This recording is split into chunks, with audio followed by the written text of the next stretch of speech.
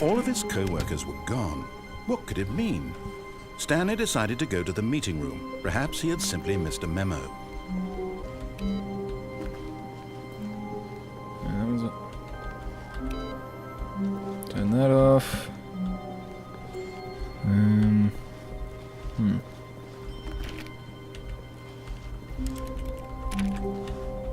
Stanley went around touching every little thing in the office, but it didn't make a single difference. Oh, fuck you. Nor did it advance the story in any way. Fuck you, I'm poking things.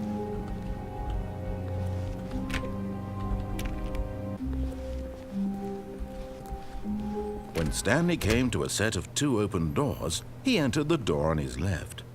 Right? Okay. This was not the correct way to the meeting room, and Stanley knew it perfectly well. And didn't give a shit. Perhaps he wanted to stop by the employee lounge first, just to admire it. Ah, yes, truly a room worth admiring. It had really been worth the detour after all, just to spend a few moments here in this immaculate, beautifully constructed room.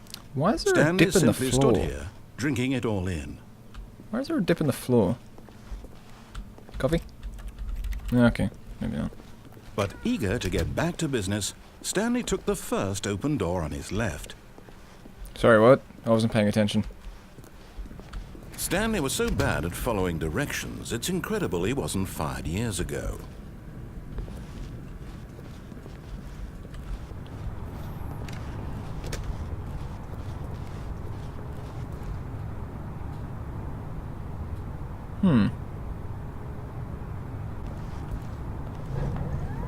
Look, Stanley, I think perhaps we've gotten off on the wrong foot here. I'm not your enemy, really, I'm not. I realize that investing your trust in someone else can be difficult, but the fact is that the story has been about nothing but you all this time. There's someone you've been neglecting, Stanley. Someone you've forgotten about. Please, stop trying to make every decision by yourself. Now, I'm not But it's asking for fun. me, I'm asking for her. This is it, Stanley. I'm pretty sure she Your wants me to chance fuck you over. redeem yourself, to put your work aside, to let her back into your life. But she's already in my life. She's been waiting. She's already in my life. I have no idea what you're talking about. Can I drive this forklift? Nah. Oh, door into a completely dark room. I see no way this could go badly. Oh! That's her, Stanley. You need to be the one to do this, to reach out to her. If you can truly place your faith in another, then pick up the phone. I wonder if I could pull the power cord. As Stanley picked Okay. up the phone, a white light engulfed him, filling him not just with radiance, but with hope. Hope for a life reunited one... Wait. Oh, goodness. Stanley, did you just unplug the phone? So what if I did? No, that wasn't supposed to be a choice. How did you do that? You I just- actually chose incorrectly. I just pulled it I out. didn't know that was possible. Let me double check. No, it's definitely here, clear as day. Stanley picks up the phone. He's taken to his apartment where he finds his wife, and the two pledge themselves to one another. Music comes in, fade to white, roll credits. Not picking up the phone is actually somehow an incorrect course of action. How is that even possible? None of these decisions were supposed to mean anything. I don't understand. How on earth are you making meaningful choices? What did you... Wait a second. Did I just see... No, that's not possible. I can't believe it. How had I not noticed it sooner? You're not Stanley. You're a real person. I can't believe I was so mistaken. This is why you've been able to make correct and incorrect choices. And to think I've been letting you run around in this game for so long. If you'd made any more wrong choices, you might have negated it entirely. It's as though you completely ignored even the most basic safety protocol for real-world decision-making. Or did you not grasp the severity of the situation? Well, I won't have that kind of risk on my watch. I'm going to stop the game for a moment so we can educate you properly on safe decision-making in the real world. Oh, Please good. observe this helpful instructional video. This'll be fun. Choice. It's the best part of being a real person. But if used incorrectly, can also be the most dangerous. For example, In this scenario, a hypothetical real person named Stephen has a choice. He could Bored. spend years helping improve the quality of life for citizens of impoverished third world nations. Or he could systematically set fire to every orphan living in a 30-kilometer radius of his house. Sounds like a good Which course choice of action. would you make? Remember that unlike here, the real world makes sense, and at no time should you make a choice that does not conform to rational logic. Why not? If you find yourself speaking with a person who does not make sense, in all likelihood, that person is not real.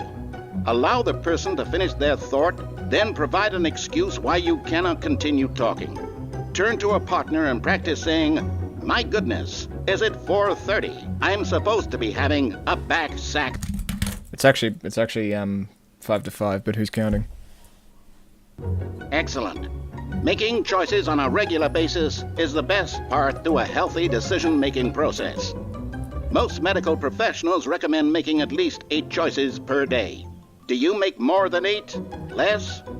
And finally, if you begin to wonder if your choices are actually meaningful and whether you'll ever make a significant contribution to the world, just remember that in the vast infiniteness of space, Is this your over yet? thoughts and problems are materially insignificant, and the feeling should subside. Oh, that's At reassuring. this time, your instructor will guide you in an exercise to test and reinforce the material covered in this video. Welcome back. You may have noticed that this room has begun to deteriorate as a result of narrative contradiction. But not to worry. Now that you're properly informed on good decision-making, we're going to revisit a choice you made just a few minutes ago and see what the correct thing to do would have been. This way, please. Okay.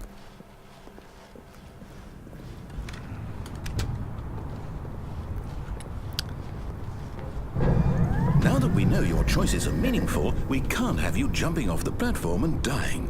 Imagine the main character dying senselessly halfway through the story. That story would make no sense at all. We just need to get you home as soon as possible before the narrative contradiction gets any worse. Unfortunately, it seems this place is not well equipped to deal with reality. What place is? Nope, still the same finds. Nope, not that door.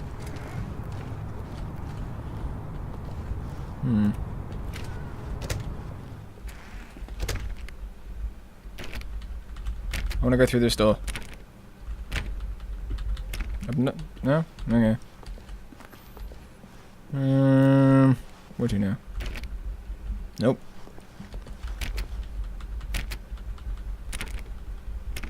Nope. Almost there. You'll take the door on the left, back to the correct ending, the story will have resolution once again, and you'll be home free in the real world. Fine. Now remember, all you need to do is behave exactly as Stanley would. That means choosing responsibly and always putting the story first. I'm quite sure you'll be up to the task. Just follow my lead and you'll be fine. All right. When Stanley came to a set of 2 open doors, he entered the door on his left. Sorry, right door again? Okay. No! Why did you do that? Quickly, hurry back in the other direction. Perhaps we're not too late.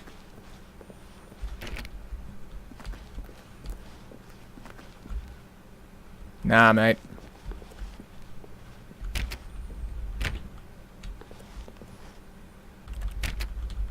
Come on, open up.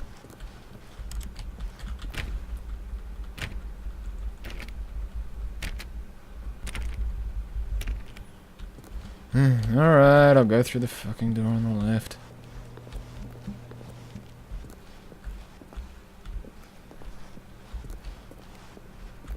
Why has it still got no number on it? Never mind. Okay, meeting room. Oh, it's ruined. I can't believe, after everything we talked about, that my story, you've destroyed my work. Why? For what? What did you get out of that? What did you think was so special about seeing the game undone, left here like so much garbage? It's worthless now. And what am I supposed to do? Even if there were a way to continue, would it be worth it? To know that my story is now incorrect? How can I go back to that? I can't erase that knowledge. I'll have to live with it forever, reliving its impossibility forever. I couldn't live that way. Is it better to shut the game down entirely? To willingly destroy all of my work? I don't know. What's the answer? What do I do? What do I do? What do I... No, I have to. I have to shut the game down. I have to. I have to.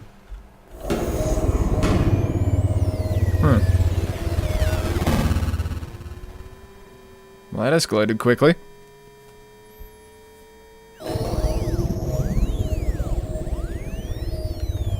Oh look, now we're in Portal 2. Oh, I'm here. I'm still here. Here in this pile of rubbish. With you. You, who thought you were so clever. Now look where we are. My entire game is destroyed. It was the only thing in the world that was mine, and you run it into the ground. What, did you think that would be funny? You just had to see? Didn't I impress upon you how important it was to be like Stanley? He actually knows how to do what I tell him to. He understands that if I say to do something, there's a damn good reason for it. That thought hadn't even occurred to you, had it? That there's a world outside of you? You're a child. Oh, my story. If you'd just gone through the door on the left, you would have seen it. There was a whole underground facility. You would have destroyed it and been victorious. It would have been so perfect. I worked so hard on it. I tried so hard. Yep, there we go. Behave exactly as Stanley would. That means choosing responsibly and always putting the story first. I'm quite sure you'll be up to the task. Just follow my lead and you'll be fine. All right.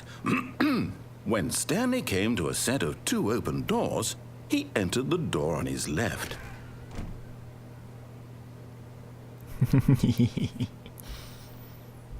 No. No! Why did you do that? Quickly, hurry.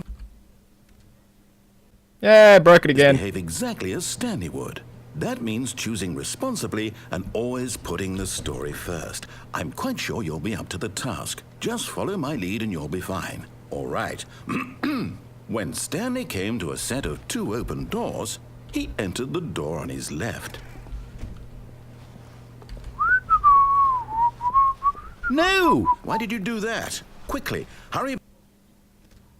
I'm getting bored of breaking it. Or at least breaking it this way.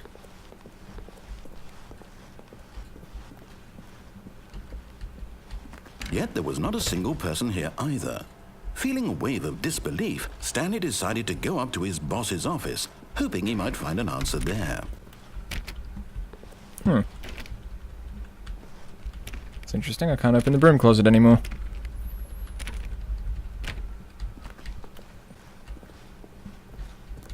Coming to a staircase, Stanley walked upstairs to his boss's office. Oh, I see what you've done.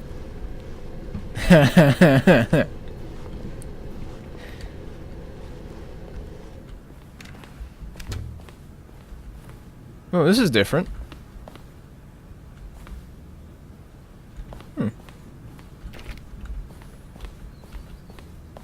Stepping inside his manager's office, Stanley was once again stunned to discover not an indication of any human life. Shocked, unraveled, Stanley wondered in disbelief who orchestrated this, until he saw the door with a voice receiver next to it. Surely behind this door lay all the answers to his questions. And beyond all probability, he knew the passcode. He had seen it on his boss's computer just last week. Night Shark 115. Was this the code to open the door? Would it still work? There was only one way to find out. Stanley had been trained never to speak up, but now he would draw from within himself the courage to face the unknown. He drew a sharp breath and then spoke the code. I'm sorry, what? I wasn't listening.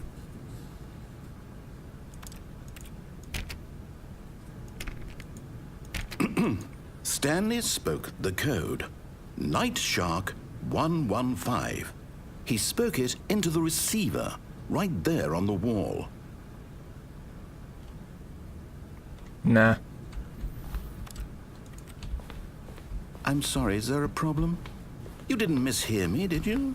Please speak the code into the receiver. Otherwise, we can't get on with the story. This is a crucial step.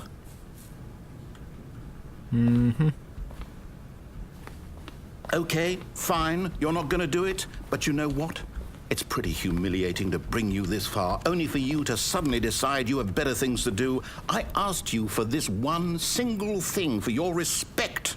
The kind of respect Stanley shows for his choices. He knows what it means to take a story seriously. If you didn't want to see what I had to show you, then why did you come here? You had a choice, you know. You could have gone through the door on the right. You could have done whatever the hell you wanted over there. Why did you come this way? Speak. Say something to me. Explain yourself, you coward. Oh, broke it again. When Stanley came to a set of 2 open doors, he entered the door on his left. Stanley? Hello? Are you... Is everything okay? Stanley, please. Stanley is not here at the moment. Please leave a message. Walk through the door. Are you listening to me? Can you hear me? Is everything all right? Stanley, this is important. The story needs you. It needs you to make a decision. It cannot exist without you. Do you understand me?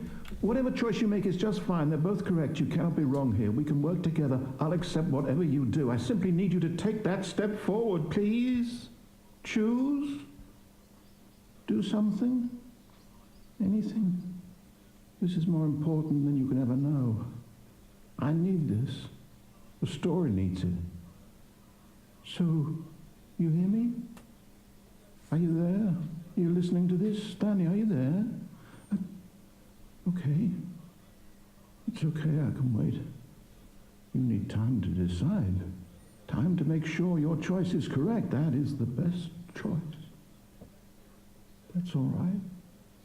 I'll wait for you to decide what's the right thing to do. Take as much time as you need.